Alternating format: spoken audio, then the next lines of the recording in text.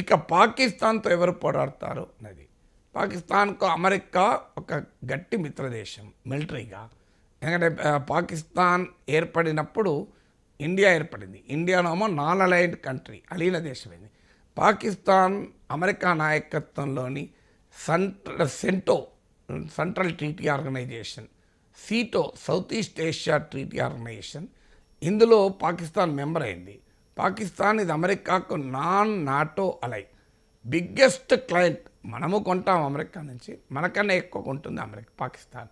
So అందువల్ల కానీ ఇప్పుడు సమస్య ఏంటంటే అమెరికాకు ఇండియాకు ఉన్న రిలేషన్స్ రీత్యా పాకిస్తాన్ తరఫున అమెరికా వకాల్తా పుచ్చుకుంటుందా అంటే అనుమానాస్పదమే.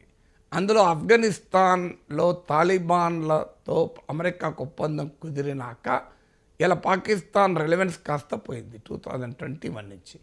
అందువల్ల అమెరికా రెండు దేశాలకు నీతి వ్యాఖ్యలు చెప్పి ప్రేక్షక పాత్ర పోషిస్తున్న అంచనా.